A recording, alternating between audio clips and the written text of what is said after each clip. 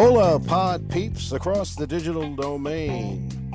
It's the Deacons Pod, where spirituality and justice meet real American life in the 21st century. I'm Deacon Dennis. Say hello to my co-conspirators, Paulist affiliate deacons, Deacon Tom and Deacon Drew. Well, hey, good morning here. This is Deacon Tom Casey with the Deacons Pod, and we are together with my Paulist deacon affiliates, Deacon Drew and Deacon Dennis. How are you doing today? How's it going? Well, it's not morning as we do this, and there you who go. knows when the listeners will listen. But way to go, Tom. Okay, hey, that's why I don't do this. I'm doing I don't have the college. Now, wait a minute. This is Deacon radio Drew. station. This is Deacon Drew. I'm doing fine, but you don't know it's not morning where Tom is. All three of us are in completely different geographic locations. Yeah, I know. Yeah. I know. Where's the international date line? I know. Drew, tell us, you were at the Red Mass. How did that go for you? Did you get another award?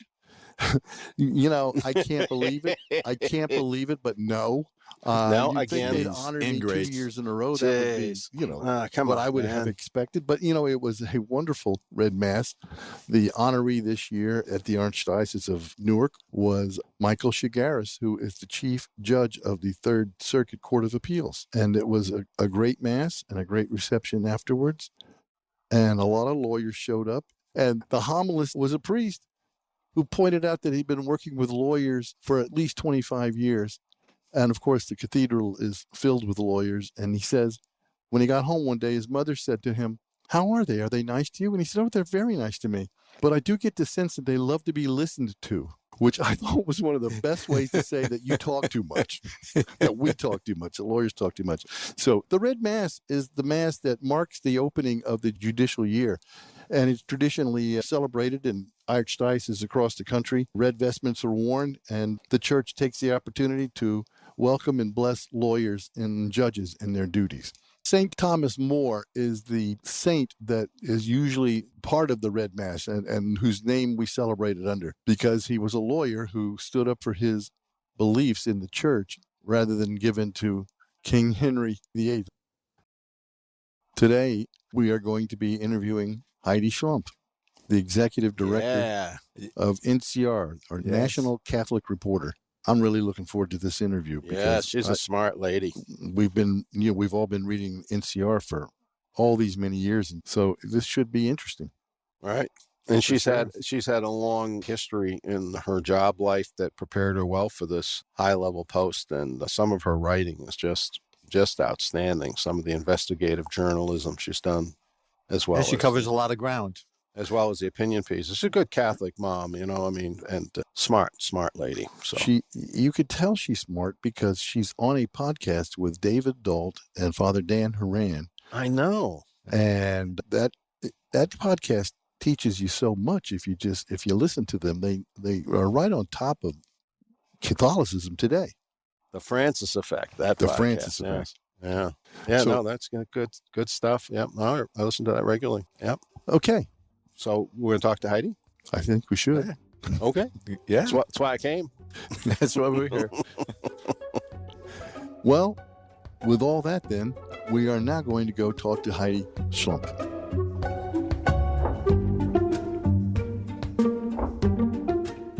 Today, our guest is Heidi Schlumpf. Ms. Schlumpf has been writing about religion and spirituality for over 30 years. She is currently the executive editor of the National Catholic Reporter, or NCR, as we insiders call it. She, I think, took that position in 2020 after having served as national correspondent for 3 years before that. She is the author and editor of 3 books, Elizabeth A. Johnson, Questing for God, The Notre Dame Book of Prayer, and While We Wait, Spiritual and Practical Advice for Those Trying to Adopt. She can be heard on another podcast called The Francis Effect, and we're going to talk to her about that later. It's one of our favorites because it includes our producer, David Dault, and of course, Father Dan Horan. And she can be found on Twitter at Heidi Schlumpf.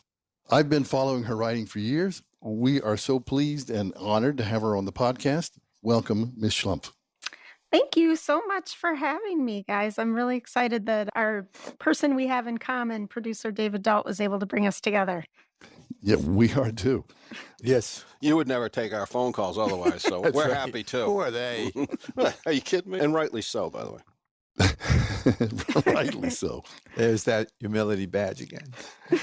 So we're all readers of your column at NCR, and I thought maybe it would be helpful to just start off by picking and choosing a couple of those things to talk to you about. And one of the things that caught my eye right away was your column in the September 30th to October 13th edition, where you talk about the season of creation and how your family celebrates that season of creation holiday, which I guess runs from September. You're going to have to correct me on this because, frankly, it was new to me, and I felt embarrassed that it was new to me. I looked it up in my archdiocesan website, and yes, we talk about it there, but it has never been a parish thing for my parish. But the season of creation runs from September 1 through October 4th, correct? Correct. And don't feel bad, Drew, because it was new to me too. It's been around for a while. It didn't officially go on the Catholic calendar until 2015.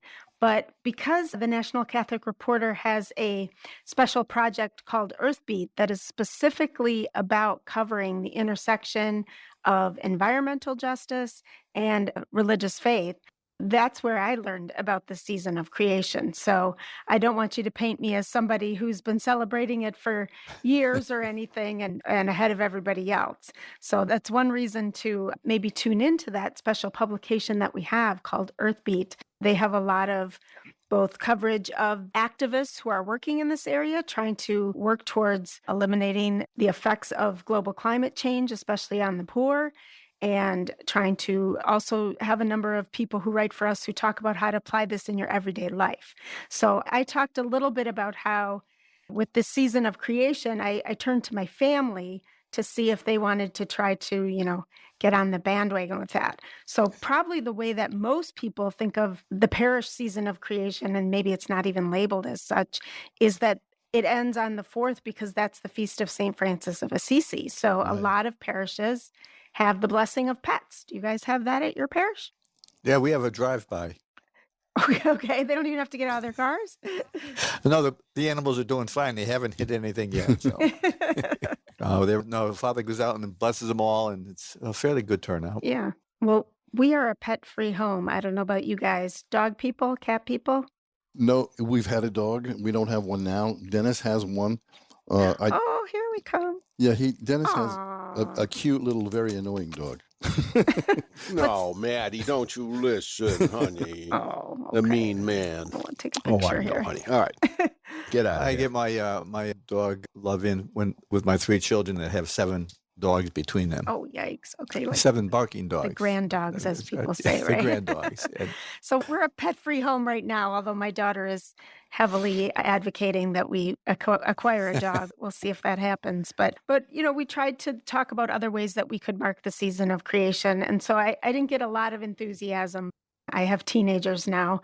But we talked about ways that we maybe are already doing this and we could just step it up a little bit. So one of the ways is we do a lot of hiking and trying to get out in nature. I live in Chicago in the city. We live near the river, so we have a lot of trails and parks and places to walk near us. But we also like to get to nearby states, either Wisconsin or Indiana. So that's something my husband is really committed to, and we try to get out in nature. Sometimes we get to skip mass this morning and go do Church of Nature, and we go for a hike. So every once in a while that encourages some enthusiasm with the preteen teen set. Based on my reading of your column, I thought you had tremendous response from teenagers. I don't want to qualify it, but because they are teenagers, I thought that was a pretty good response. Yeah. You even changed your diet up a little bit, correct? Well, that was at the initiation of our daughter, who became a vegetarian, I think almost 2 years ago. And, I think it's a very common thing, I guess, for preteen girls to do now is that they love animals and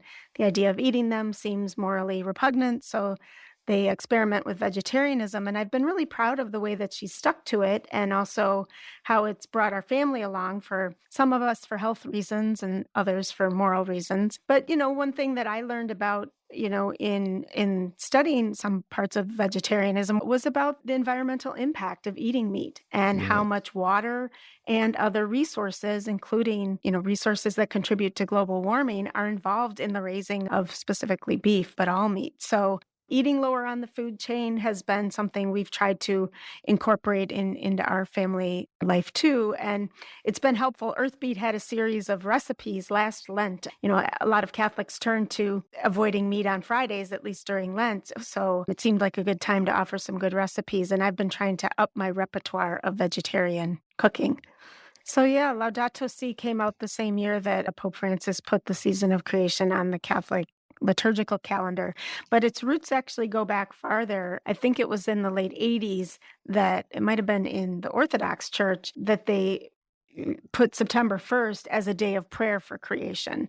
And so I think it evolved over time. And certainly for Catholics, the release of Laudato Si, which of course looks at environmental justice, but connects it to all kinds of other issues of Catholic social teaching, gave a boost, I think, for all of it. I think we have tried to incorporate some of the broader lessons, I think, of Laudato Si too, which also look at just the bigger issues of the haves and the have-nots and consumerism and these sorts of things that are not always traditionally related to what people think of as, green issues. So, it's hard because our whole culture is based around consumerism and about buying things. We've always been a thrifting family. We go to thrift stores, we buy things used, we share things, we pass things down. We try not to get too caught up in having the newest or the best of everything. So that's one way I think that Catholics and Christians can think about environmental justice too.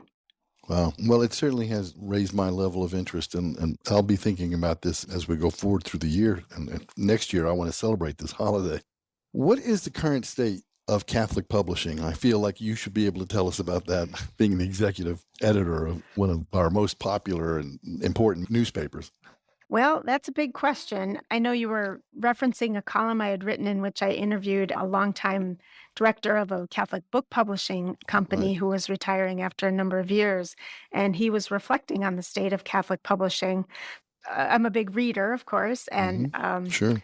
And read a lot of books. And so I've always been interested in book publishing. Our niche of the publishing world is more the news media. So we're a news publication, although we have some, features and columns as well. So I think one of the things that Peter Dwyer, who was from Liturgical Press, the interview I was referencing, talked about was how actually there was an explosion of people reading during COVID, especially everybody's stuck at home and hungering for news about the coronavirus and about other things. We had kind of a very important political year in 2020 as well. And many publications, NCR included, saw their traffic, especially online, just explode. And so we had, breaking all records with a number of visitors to our websites and the prominence of our stories and the influence we were having. It happened to coincide with when I became editor, but it had very little to do with that. It just was 2020 for all publications was a time of growth. Now, book publishers struggled a bit more, Catholic book publishers, because so much of their model or their marketing model was tied to parishes and people buying books at parishes or picking them up there. So you may recall we weren't going to church for a while or going physically to churches. So things have moderated now, I'd say, like kind of post 2021 after the spring. I think people can only be on high alert with the news for so long, and it becomes sort of overwhelming. People get burnt out, they're exhausted. So our traffic has moderated, although it's still doing very well compared to years ago. And we have really done a good job of reaching out to a lot of younger people. So the average person who reads our print publication, which we mail every 2 weeks, and which contains only a small portion of the content that we produce, is an older person. And so they're in their 80s. You're all raising your hands. Okay. I'm not in my 80s yet. Not quite. I'm not in my 80s yet, but I'm definitely a print person. And I think I mentioned subscriber right here. Yeah, I knew about the season of creation 7 years ago when you started writing about it, but we won't go there. Then we'll get ugly. No. We all know that you know more than me. That's right. Yeah. Only in a very limited subset of useless information. I was a little surprised because apparently mass attendance has not come back to the levels that it was at. Apparently it's about 75%, if I understand the statistics correctly. And yet your column indicated, though, book publishing was going back down again. And because for me, you're right. When I didn't go to church, I was online buying books left and right. But I still do that now for some reason because I got into the habit of it. But it's... Yeah, so the mass attendance thing, that still has to shake out. I think at this point, different studies show different things. And of course, we're all in the middle of our October counts right now in parishes, if you're at a parish and you know about these things. So I think we'll know more. It might be a little early to make some definitive comments about it, except to say that it's not back to the levels of where it was before the coronavirus. That's uneven. So some parishes, I think, are closer to back to what they were, and some may be suffering even more, less than 75 or 80% coming back. The other day, I was at an event where someone was using the 60% statistic about the return. I don't know where that came from, so I can't confirm it. But yeah, I think that's one aspect affecting mass attendance. But we already had a decline in many places in mass attendance already because of the generational shifts in institutional affiliation. And again, these things are uneven because in certain parts of the country, the Catholic Church is growing and mass attendance is going like gangbusters, and they're building big churches, in the Southwest or heavily Latino areas. And then other areas like the Midwest and the Northeast, they're shrinking. So those two things together, though, do point to a smaller number of people. And as an editor who cares about our readers, we produce what we produce so that people can read it. We've found that using social media is a good place to find new readers and younger readers. So our online stories, which are on our website, ncronline.org, they reach a lot more people than our print publication does, and the people are quite a bit younger. And then on social media, whether it's Facebook or Twitter or Instagram, or newly, this is new for us, it's been about a year, we are now on TikTok. So we are producing videos, short videos that reference stories or other things going on in Catholicism that we share both on TikTok and then on Instagram, which has short videos as well. And a lot of those folks may or may not be mass goers. They may or may not be people who are going to come to NCR online and read us every, day or every week. But we are connecting with them, and I think that's important kind of groundwork to getting people to get the message that there's a breadth of Catholicism out there, and that the Catholic Church that they think they might not know is not the only way to be Catholic out there. So right. I mean, our personal experience is that we all are NCR subscribers online and in print. I think I'm pretty sure. Yeah, but Dennis sends Tom and me at least one NCR article a day. So I mean, you have a lot of content you're putting out there. And there's a lot to look at. And I absolutely agree with you that if people think that they know what the church is and they haven't experienced NCR or all the other Catholic publishing avenues that are out there, or social media, I should say, then you're right. They don't really know what's out there. There's a lot. Well, Dennis, I think if I can we're just talking about how, pre-pandemic levels of mass attendance, which were not our all-time high, let's remember, to begin with. Right. And how I thought it interesting, piqued my interest, was when Heidi was talking about how, the rise in people reading and all this other stuff in the publication fields. My theory of the case is that we are dealing with a tectonic shift that's got, only tangentially to do with Catholicism. And we look down our smokestack and we wring our hands and, all this stuff. And it's kind of misguided. I would really like to see some research, as long as I'm talking to someone who could do that, into the whole idea of leisure. We don't have free time. And it's not just the Catholic Church. No one's joining anything. Other religions, all these arguments, well, if we were more conservative, they'd come back. Oh, if we were more liberal, those people are having the same problem we are. And so are the unions, and so are the Kiwanis. And, people have no free time. And the one thing I remember from sociology in college is the professor said, I'm going to tell you something now. I want you to listen to me. This is what I want you to remember 20 years from now when you've forgotten everything else. So I was like, okay, this one would be good. And he said, the basis of culture is leisure. And of course, that's religion, that's reading, that's art, that's, and people are just on a hamster wheel. People are in survival mode, even people with 2 master's degrees. are in survival mode between the consumeristic demands of our culture, and I got to take the kids to karate, and I got to take this one to this, and I'm spending money on that. They're always going. And so Sunday comes around, and Sunday is reset day.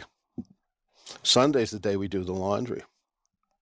My favorite thing when I realized how pervasive this was, the NFL was running ads saying, don't do your laundry on Sundays, because people were not watching commercials, and they were losing money from their advertisers. Interesting. No, So they're not going to church either. I think a lot of it's got to do with, I'm exhausted. I got to get the clothes ready. We got to get the lunches made and ready or whatever, buy food, prep food, whatever. And so Sunday is just the day off the hamster wheel to get back on the hamster wheel. Anyway, I would just think that a lot of this has to do with people have no free time for anything. And we keep thinking, what are we doing wrong? And I'm saying, I don't know if it's just us. It seems to be quite extensive from everybody. I mean, the Boy Scouts have girls joining now.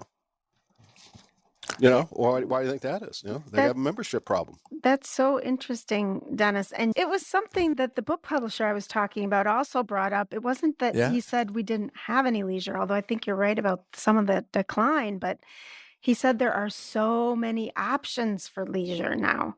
And it used to be, you could read a book or, I suppose you could turn TV on and there were only a couple options. If it wasn't something you wanted to watch, you were out of luck unless you wanted to go downtown and go to the movies.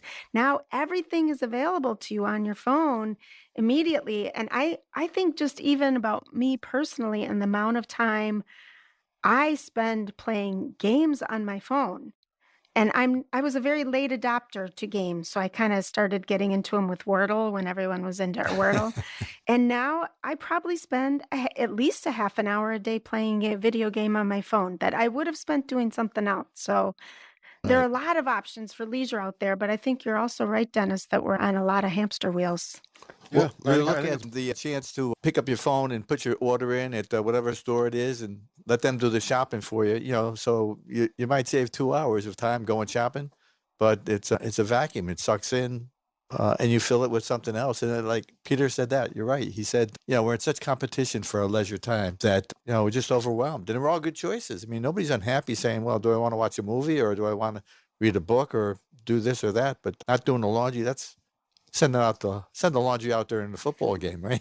Well, but the one thing we're not doing is going to places where you have to get in a car and go and show up for a meeting or some kind of gathering. Yeah. It's, and that's part of the electronic thing. I can do it. I can stay in touch with my friends on phone. I can do FaceTime. I can do, why would I go to the Union Hall? Because again, it's not just the church. It's civil society. If you look in the neighborhood and say, who's running the Lions Club? It's 4 old guys. And when they tip over, that whole strata of society, I don't think it's going to be around long from what I'm hearing. And it's just anecdotally when I see people in town or whatever, and it's like, there's no young people. And by young people, I mean anyone under 55. So I think that, that whole thing is interesting what you brought up with during the pandemic when we had enforced leisure time. All of a sudden, this stuff was coming back and questions. And I would even guess that if someone looked at it, that there was a lot of people who haven't been in church in a long time went online. There are so many factors at play here. And now, frankly, in the workforce, I know there's a movement to come back a little bit because people do realize that having that interpersonal interaction in the office actually is better than doing it by way of video. And there's just, I don't know where it's all going to shake out. But here is another way, though, that people can really make valuable use of their time. And that's the Francis Effect, the podcast that involves you and David Dault and Father Dan Haran. And let me just, before we go into that with any too deeply, how was that for a transition, guys? Nice. Very good. Very good. Well, I'll make a connection for you there. From what I've read, actually podcast listening kind of went down during the pandemic because a lot of people were listening to podcasts on their commute. And so if they weren't commuting anymore, they kind of got away from podcasts. But it's my understanding that podcast traffic is back up. And I know the Francis Effect, I don't think saw those dips during COVID, in part because there was so much Catholic news going on, I think. I have long been a big podcast fan. I think it grows out of being a longtime NPR listener. So I get a lot of news and information in audio journalism, I guess. And I don't know, I'm of the age where I need to get a lot of walks in each day because it's part of my exercise. And I listen to podcasts while I walk. So I started listening to The Francis Effect, several years ago, and was so impressed with both David Dault and Father Dan Horan that I went to my boss at the time, I wasn't the editor, and said, we got to get this Father Dan Horan to write for us. So now Father Dan is a regular columnist for NCR, and you can see his column every other week. And both David and Dan had asked me to be a guest on their podcast a couple times. So at the time, they were both based here in Chicago on the south side in Hyde Park, and I was on the north side. So I came down to their studio, and we recorded there. So I think it might have been shortly after the pandemic started and I had become editor that they invited me to be sort of I think it was an experimental first co-host. And we had by then moved to doing it virtually. Like we all know how to do podcasts without being in the same city now. And I've been on for, I think this is starting my third year with them. And I can tell you that it's like three friends. Maybe this is how it is for you guys too. Like three friends getting together every couple weeks with this standing appointment where we just talk about, we pick three news stories that have been big in the news in the last 2 weeks, and we discuss them through our tagline is kind of through a lens of our shared Catholic faith, which we each have a slightly different lens, and so we bring a slightly different perspective, but I think we all come from a more sort of open or progressive viewpoint. And I know I've heard from people that they really appreciate being able to sit in and listen to those conversations. Sometimes I forget we're doing it for a listening audience. I think it's just something David, Dan, and I do together every couple weeks just for our own fun. It's a very easy podcast to listen to. It's a great podcast, and it's full of really good information. I mean, because as you say, whenever I tune into it, you're discussing something that has happened fairly recently, if not very recently. And how you get up to speed on those things is amazing to me, quite frankly. But you do, and the three of you are just great together. I love the podcast. Well, thank you. Going back to your columns, you recently, in September 2nd to September 15th, don't cede the rosary to the alt-right. I really liked that column a lot, and I'll cut to the chase on why I liked it, but then I would like for you to talk about it a little bit, if you will. I like it because at the end of the day, it's a way to stop some of these culture wars. Because everybody, well, I shouldn't say everybody, but I think everybody loves the rosary. I don't know. Does everybody love the rosary? I do. There are those people who might not like everybody. it. Not everybody. Maybe I never use everybody. The little flower hated it, by the way. She's a doctor of the church. Yeah. So I mean, it's not everybody's cup of tea, but everybody has the point is a valid one. The point is a valid one. It reminds me of when the liberals, and they are their own worst enemy, ceded the American flag to the right wing in the 60s. It's like, no, see, that's, it's like, we can't use the flag, they can, it's like, and that kind of stuff still goes on. And I thought it was a good example. The same thing as like, the rosary or whatever. But then again, liberals has ceded religion in large extent to the right in general. I mean, it's like, okay, when I say everybody, I'm talking about, I'll use myself as an example.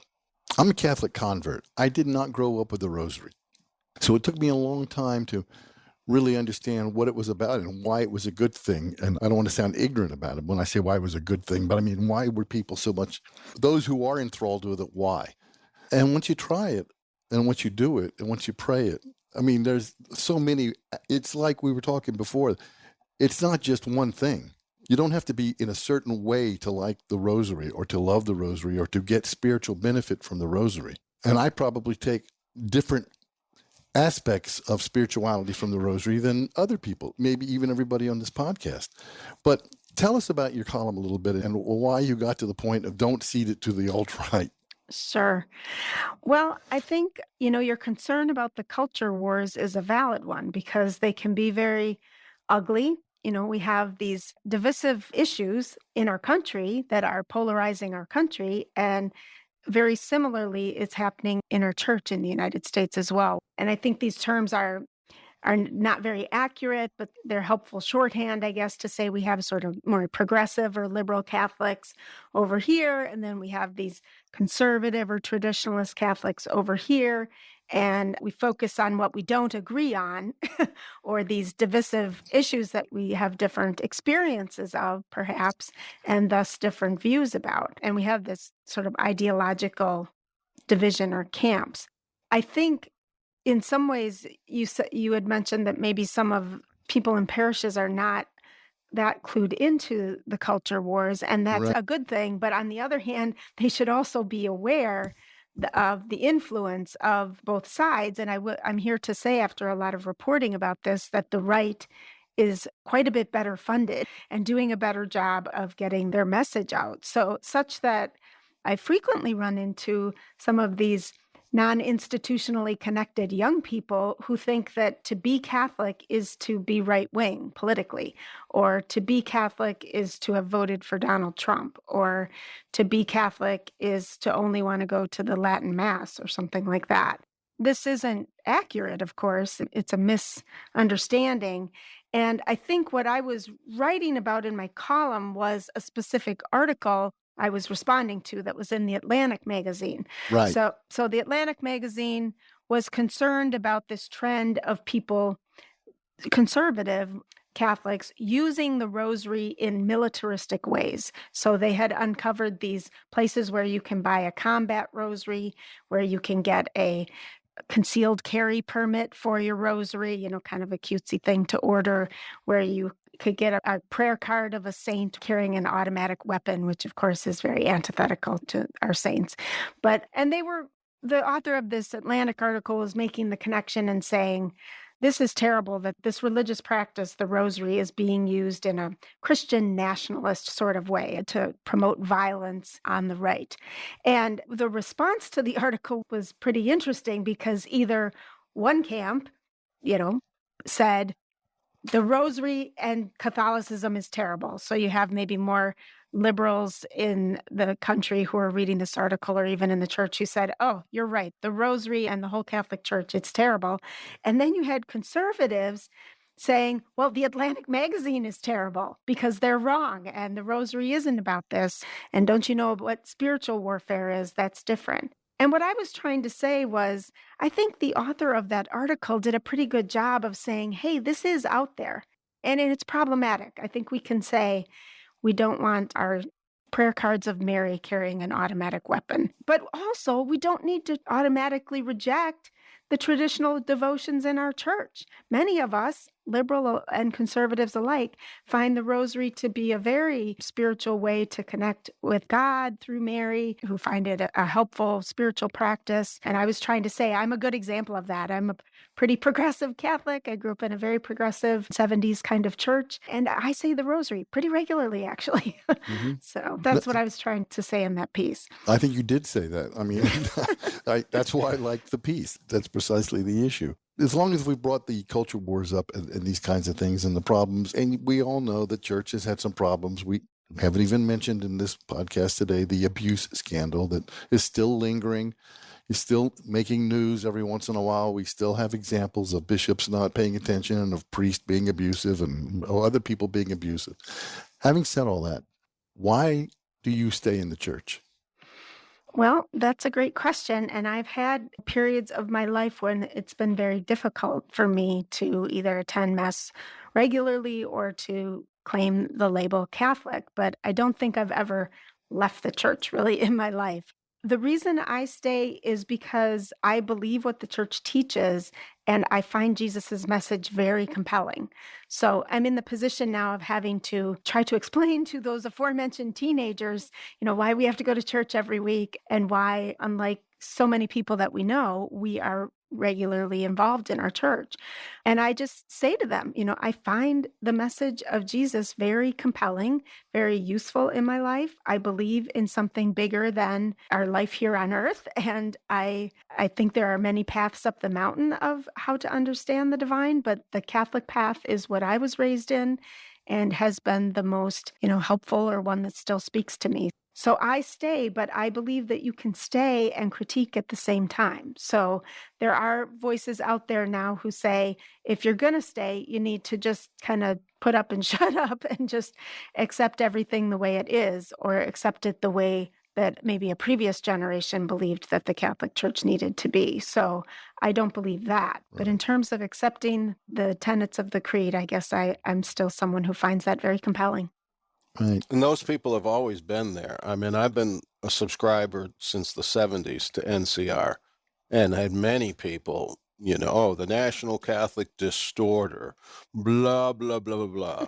And then, of course, we hang out with the Paulist Fathers. Oh, the Paulists. Oh, okay. Yeah, sure. CSP, Congregation of Semi-Protestants. The whole, what is this ultramontane thing where, this idea that you, have to be more Catholic than the Pope, which, of course, I don't know what happened to that, because lately the people that say that, they're calling the Pope a heretic or whatever.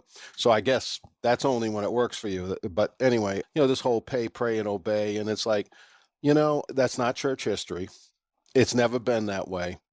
It might have been that way in 1955 in your Italian parish in Cincinnati. Okay, that could be a slice of the big tradition, but it's never been that way.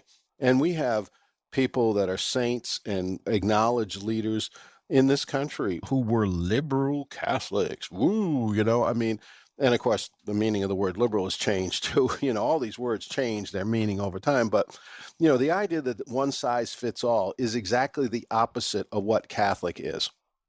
How can we have 1.2 billion people and everybody's the same? Yeah.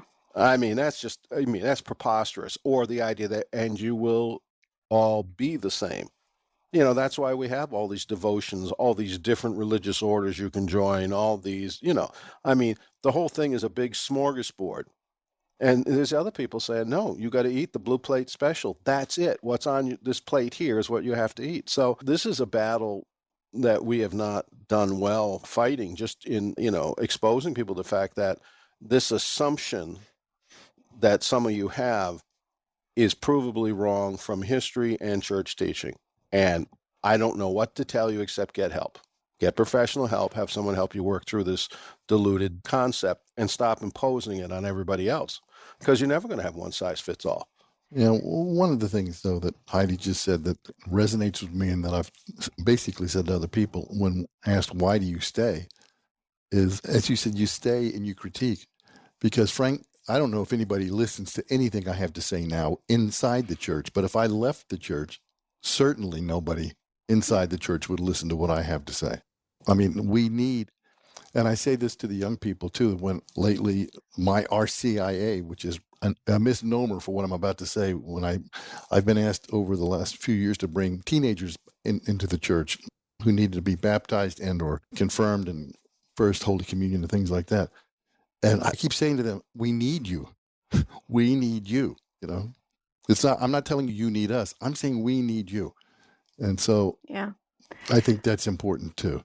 I will say, Dennis, sometimes I do have empathy for people who are looking for kind of a black and white world and answers that are fairly simplistic. I think you mentioned, somebody I think used the word tectonic in terms of the amount of change that we're going through as a society and a world right now. And I think that when you face that kind of scary time, it can seem like black and white answers are very comforting. So I try to have empathy for people who are grasping at that. I do think that eventually, if you have life experiences that are not fitting in the black and white paradigm, which pretty much I think everybody does at some point in life, then that can be very difficult because your life experience does not fit into that black and white sort of paradigm. As a woman in the church, I think those have been the most difficult struggles for me in terms of church teaching about women. And I don't accept all of the church teaching about women, but I do not believe that then there's no place for me in the church. And I believe in staying in the church to try to advocate for more roles for women, especially in leadership. I don't personally feel called to ordination, but I believe it should be open to women. And I know that other people who've had life experiences that are different than mine have other issues with the church. So we're a human institution all trying to go forward together. And I try to have some empathy for people who are even saying I shouldn't be part of the church. Well, we have a synod going on, which, you. of course, is one of the big reasons we have the pushback against the Pope. And the synod is saying just what you're saying. Yeah. We have to listen to people. What's their life experience? The Spirit, the Holy Spirit, speaks through the people. You know, I mean, this is a basic of Catholic theology that, you know, is just not widely acknowledged or whatever. But we have the biggest consultation in the world going on, the history of the world going on right now. And what's the point of consulting if you have all the answers and there's no need of anyone being a prophet saying, you know, we could do this better, or, you know, I'm not so sure that's true. I mean, I know we thought it was, because again, everybody's doing the best they can. There's no question that, you know, people who said, well, you know, this is how it seems to us. Okay, but that was in 1594. We've learned a few things since then, and some of that is questionable. You know, the earth is not flat, for example, so we can't base teachings off of what we now know are not true. But the prophetic role, which is what NCR was always getting bashed for, just for saying, well, here are the facts. Well, don't tell me the facts. Give me the propaganda that most diocesan papers, you know, it's the happy talk. Here's the bishop, you know, doing this or that. And it's not adult faith. I mean, I'm not surprised, you know, the people are leaving. It's like people like, you know, you shouldn't have educated us if you didn't want us to think. I mean, that's where the church went wrong, you know. So I agree with you. I have a lot of sympathy for people that are looking for something solid to grasp. But, you know, what's solid to grasp is the mystery of God, not anything between that and us. And, you know, we are a work in progress, as you said. So no, that's our job to try to help them. That's kind of what we're trying to do here, isn't that? Put the word out to say what the benefits of our parishes, our churches, our faith is. You've got so much to choose from. And there's room for everybody. And it was like voting. One of the things that was said in the last election, you know, you might not like the choices, but just hold your nose and do what you can do. Not voting is not an answer. And I've got friends who've chosen that path. Same as those who leave the church. Once you leave the church, your voice is out. Don't expect change if you leave and you're not that committed to even stay in and endure because of the great part of our church, right? I think it's Jesus Christ, the Eucharist, you know. We've got some real depth here that can help us with the consumerism you talk about making choices like what we eat and how we live. That's what we're supposed to do. That's the path of the gospel. And it's not for everybody, apparently, because we like to watch MTV or whatever's on. That shows my time. Is MTV still there? What is this MTV? No, you old fool. So Heidi, we're coming, I think, to the end of our hour. So what is there anything that we haven't asked you or talked about that you think it would be that you'd like to speak about? Well, I have so enjoyed coming together with you guys and having this conversation. And thanks for all the kind words that you've said about the National Catholic Reporter. I guess I would just say to people out there who maybe listen to this podcast but are questioning whether they're alone, just to say to people that you are not alone, that you're not the only person out there who is struggling with your relationship to the church, and that you can find a lot of like-minded folks and stories and articles and columns and content that might and videos that might help you at ncronline.org or at our social media accounts. So come join us and check us out, and hopefully not feel that sense of aloneness if you're in a parish where maybe you don't feel like you fit very well. And the Francis Effect podcast. Let's not forget that. One of the things we want to do on this podcast is tell people about good Catholic podcasts that will, you know, sustain them. Because unfortunately, a lot of people don't have great parishes available to them, you know, like you would say in Chicago, where you can say, well, the preaching's better over here, or I'm going to go, you know, it's like, this is the only game in town. And, you know, sometimes it's pretty sad. They don't have much choice. So the Francis Effect is a wonderful podcast, and it's a great joy to listen to, and we highly recommend it. And we also recommend, you know, what Heidi was saying about, you know, it's okay to be an adult, and you don't have to leave your brain at the door to become a Catholic. I mean, we were proud of that for centuries. I don't know when we embrace this idea that, no, I'll do your thinking for you. So, yeah, don't listen to those people. You're allowed to have thoughts and to wrestle with God as Jacob wrestled with the angel. So come on in and wrestle. But again, their podcast is positive, it's uplifting, it's nourishing. It's a way to just turn off the negativity that just clouds our life through so many other media forms. So thank you very much for that. And you see the faith of the three of them. And as Heidi said, they're all different. But, you know, when they're kicking these things back and forth, you just, that adult faith that shines through from the three of them is just so, I don't know, edifying, so sustaining. It so fills you with hope. Doesn't matter what they're talking about, because, you know, realize you're listening to the real deal. Like, this is what the program's supposed to produce if you really work the program. You come out in the end, you get people like this. You could be a person like this if you wanted to be. So we thank you very much for coming on and sharing. And for all the work you do, getting valid information out to people that hopefully can pick it up, because I think Catholics are some of the least read in matters of our faith. We're kind of starved in that regard. Thank you very much. To say nothing of the risk you've taken to your reputation by associating with known morons. So thank you for that. Well, Heidi Schlumpf, thank you very much. Thank you. It's been such fun. Special thanks to El Jefe Paul Snatchko and our editor, David Dault. The Deacons Pod is powered by the Paulist Fathers. You can find us anywhere you get your podcasts, and of course at our own website, www.deaconspod.com. That's DEACONS with an S, Deacons, plural, pod, all one word, .com. And of course, we'd love to hear your comments at our email address, which is deaconspod, again, with an S, deacons, at paulist.org. That's PAULIST.org. Love to hear from you. That's our offering. We thank you for being with us. On behalf of our colleagues at the Missionary Society of St. Paul the Apostle, we wish you a future brighter than any past. Till next time.